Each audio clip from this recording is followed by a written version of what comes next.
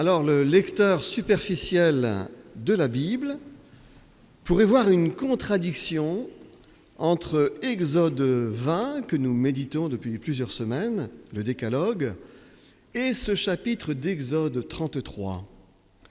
En effet, en Exode 20, dans le Décalogue, les premières paroles posent le principe fondamental du monothéisme, à savoir que Dieu est tout autre que ce que nous pouvons imaginer, tout autre que ce que nous pouvons penser, entrevoir, connaître. « Je suis l'Éternel ton Dieu, dit l'Éternel dans le Décalogue, en Exode 20. Tu n'auras pas d'autre Dieu devant ma face, tu ne te feras pas de statue, ni de représentation de ce qui est dans le ciel, en haut, de ce qui est sur la terre, en bas, de ce qui est dessous la terre, dans les eaux, et tu ne te prosterneras pas devant elle. » Dieu, le divin, ne s'assimile à rien de ce que nous connaissons dans la création. Voilà le principe, l'enseignement fondamental du monothéisme. Dieu, l'Éternel, l'intelligence créatrice, est tout autre que ce que nous connaissons ou pouvons connaître. Sa transcendance est radicale. Certes, pour l'évoquer, ne serait-ce qu'entre nous, pour parler de lui, nous sommes bien obligés de recourir au langage anthropomorphique, le langage en forme d'homme. Oui, on parle ainsi, de manière symbolique, du bras de l'Éternel ou de l'oreille de l'Éternel. Le prophète Ésaïe déclare « L'oreille de notre Dieu n'est pas trop dure pour vous entendre. Le bras de l'Éternel, notre Dieu, n'est pas trop court pour vous sauver. » Ça ne veut pas du tout dire que Dieu a des oreilles, un bras, une forme humaine. Mais on recourt à des signifiants, langage anthropomorphique, pour que nous comprenions de quoi il est question. C'est-à-dire que l'Éternel entend et que l'Éternel secourt. On représente Dieu dans toute la Bible de façon anthropomorphique, par exemple dans le récit de Genèse 2:3, où Dieu se balade dans le jardin d'Éden, ou bien comme dans Exode 33 que nous avons lu. Et voyez-vous, le problème n'est pas d'utiliser le langage anthropomorphique qui est symbolique. Le problème, c'est de ne pas comprendre que le langage anthropomorphique est symbolique. C'est de croire que Dieu est le symbole, comme tout à l'heure, le coup de l'index. Quand un index pointe vers la Lune, l'insensé regarde l'index. Ne pas comprendre qu'il s'agit d'une convention littéraire, prendre la description pour la réalité de Dieu, voilà le problème. Car Dieu, principe fondamental d'Exode 20, Dieu est tout autre que ce que nous connaissons. Il n'est ni masculin, ni féminin, ni une chose. Il n'a pas de forme, il n'a pas de couleur. On peut parler de lui comme intelligence créatrice, mais encore là, intelligence créatrice, c'est de l'anthropomorphisme. C'est seulement lorsque l'on a admis ce principe fondamental du monothéisme que l'on peut utiliser tous les symboles possibles pour parler de Dieu. Parce que l'on saura évidemment que nous utilisons des conventions langagières, des symboles pour parler du tout autre. Eh bien, c'est ce que fait précisément Exode 33 que nous avons lu. Dans ce passage d'Exode 33, l'auteur campe Moïse comme un type un peu au bout du rouleau, presque dépressif, qui n'en peut plus de guider ce peuple retors, qui se plaint de tout, qui se plaint de lui à tout bout de champ. Il est un peu comme certains pasteurs que je connais bien, quand ils arrivent au bout de leur ministère. Dans son désespoir et dans sa déprime, Moïse demande à Dieu de lui faire voir sa gloire. « Montre-moi ta gloire ». C'est-à-dire, montre-toi. Allez, maintenant, montre-toi. Tu me parles à travers la flamme, à travers la nuée, tu me guides, ok. Maintenant, montre-toi, que je te vois, encourage-moi.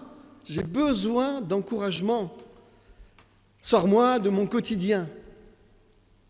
Ce personnage de Moïse campe parfaitement nos états d'âme.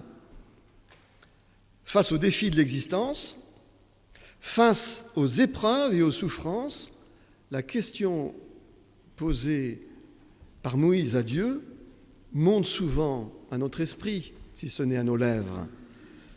Qui n'a pas dit un jour à Dieu, montre-toi, montre-moi, fais-moi un signe, j'en ai marre de ne pas te voir, te sens, d'accord, mais montre-toi, ça me ferait tellement du bien, ça m'encouragerait, je relativiserais, mais alors tout. Eh oui, on est comme ça. Beaucoup de personnes, et les personnes indécises en premier, voudraient voir Dieu. C'est bien connu. Il y a des gens qui me disent parfois, moi, monsieur le pasteur, je suis comme saint Thomas, je ne crois que ce que je vois. Et manque de peau pour eux, saint Thomas a cru, il est devenu croyant. Et qu'est-ce qu'il a vu? Il faudrait regarder le récit d'un peu plus près. Et justement, dans le récit, on lui dit que la foi ne vient pas de la vue. Nul ne se demande, parmi ces gens qui réclament de voir Dieu, « Ah, je croirai en Dieu, monsieur le pasteur, quand je le verrai. Je ne crois que ce que je vois. » Nul ne se demande en général si Dieu est visible. Si on pense au principe d'Exode 20, du décalogue, que Dieu est tout autre, à quoi pourrait bien ressembler Dieu? Qu'est-ce qu'on pourrait voir? Y a-t-il quelque chose à voir? Est-ce qu'on peut voir une intelligence? Est-ce qu'on peut voir un pur esprit? Et nul ne se demande non plus s'il y aurait des risques. Personne, vous avez remarqué, jamais personne ne dit « je ne préférerais pas voir Dieu parce que finalement il y aurait peut-être des séquelles ». Et il suffit effectivement d'y réfléchir et de comprendre que si nous avions une vision de Dieu, finalement c'est toute notre existence qui serait négativement, mais très négativement affectée. En effet, au lieu de croire, d'avoir la liberté de croire ou de ne pas croire, nous serions bien obligés de croire en lui puisque nous le verrions. Nous serions bien obligés de tenir compte de sa présence, qui serait tellement manifeste et peut-être même écrasante. Au lieu que la présence de Dieu s'impose à nous comme une évidence intellectuelle et spirituelle, qu'elle suscite en nous une relation de confiance, une attirance vers l'intelligence créatrice, nous serions contraints de vivre avec cette présence qui nous plongerait ainsi dans une forme de crainte, une grande crainte, la crainte de lui déplaire.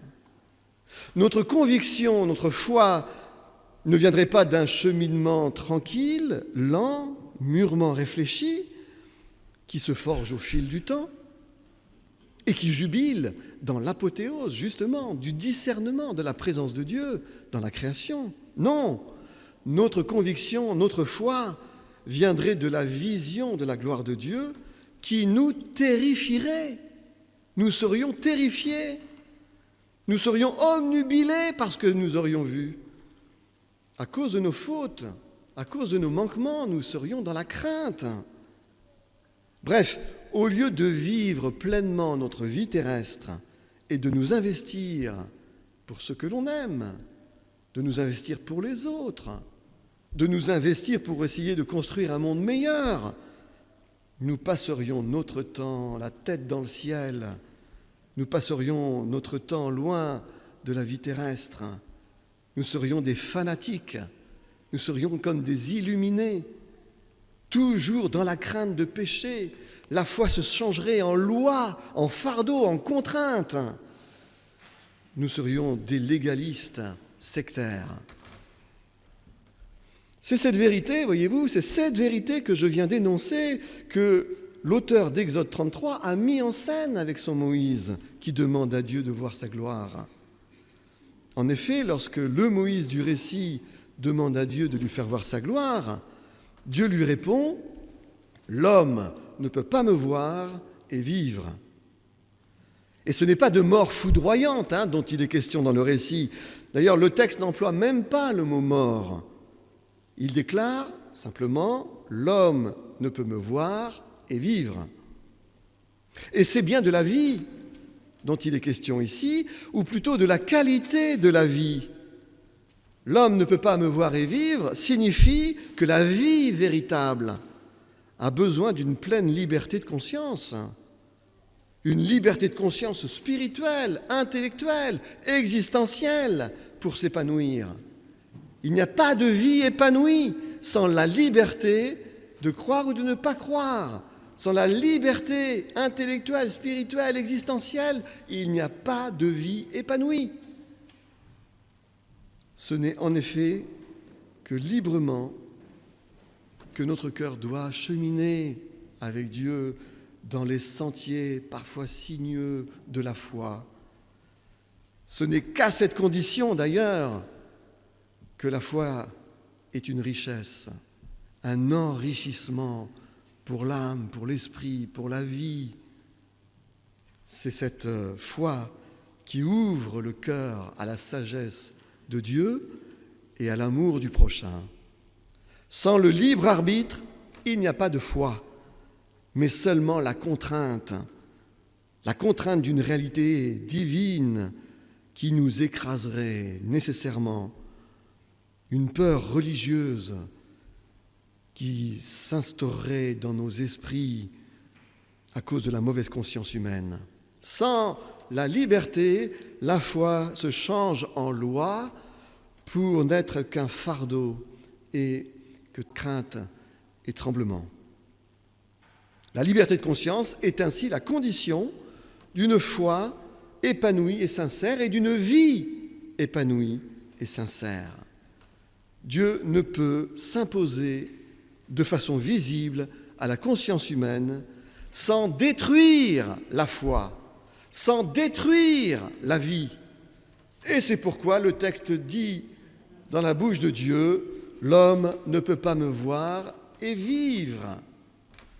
Le Moïse d'Exode 33 n'a manifestement pas réfléchi ni mesuré ces choses sous cet angle.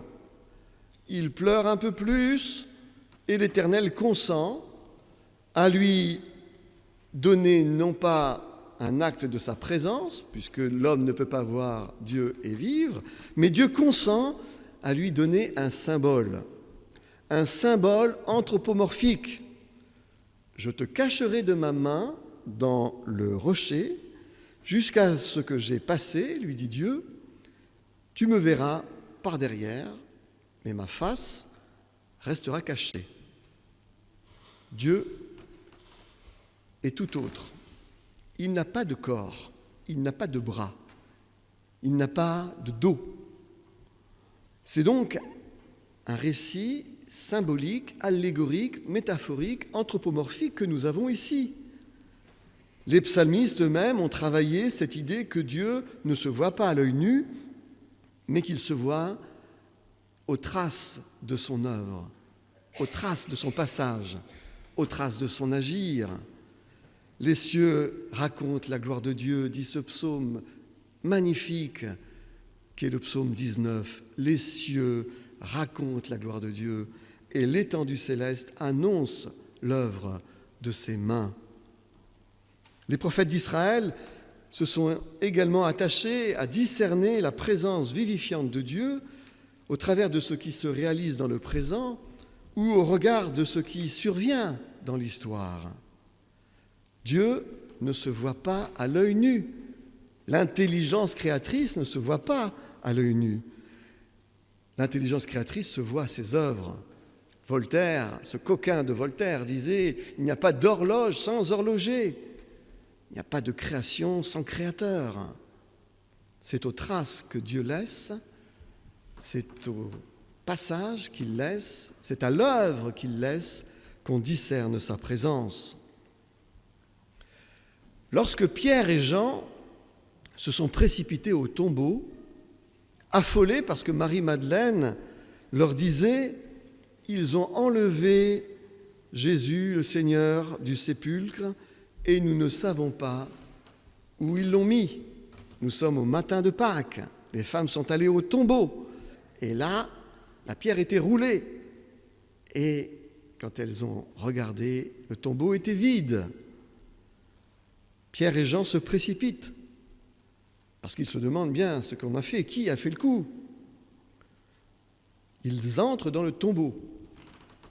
Au sol, il y a les bandelettes qui entouraient le corps de Jésus. Mais le linge, le soudarion, comme on dit en grec, le suaire, le linge qu'on avait mis sur la tête de Jésus, lui, il n'était pas par terre avec les bandelettes, comme on avait retiré le corps, et les bandelettes et le linge. Non, le linge était roulé à un lieu à part, enroulé, dit le texte en grec. Or, cette description est une description allégorique, symbolique. C'est un peu comme si le corps de Jésus était passé au travers du linge et que le linge était toujours enroulé à sa place.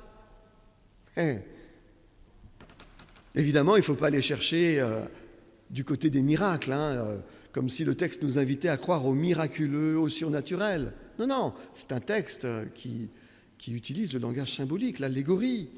Il ne faut pas chercher du côté du miraculeux, ce n'est pas ça la foi que le texte veut communiquer. Il ne s'agit pas de croire aussi à une résurrection matérielle, où Jésus serait passé au travers le linge comme d'un miracle.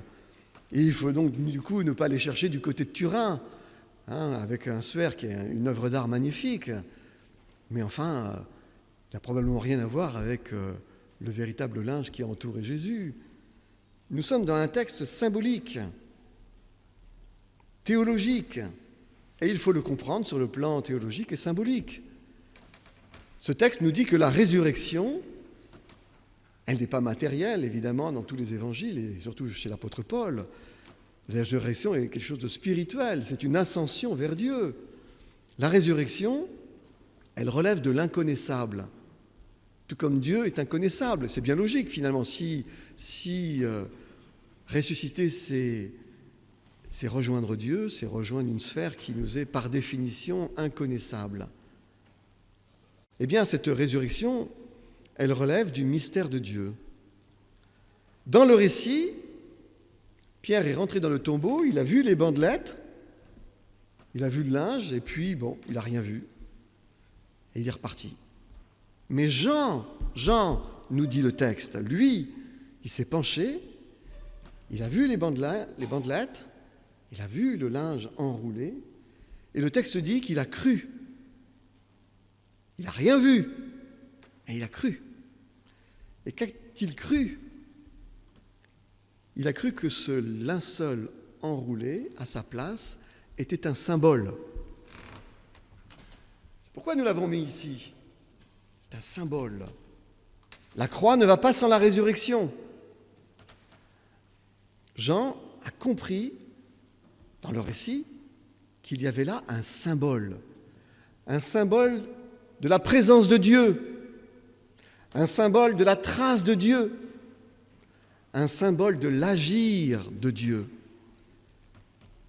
un symbole qui se discerne par la compréhension intellectuelle, qui se discerne sur le terrain spirituel, non par la vue, mais par la réflexion, par le travail de l'esprit, le travail théologique. Alors voyez-vous, c'est également dans cette logique de symbole que l'on trouve dans Exode 33, symbole anthropomorphique, symbole que l'on trouve dans le tombeau.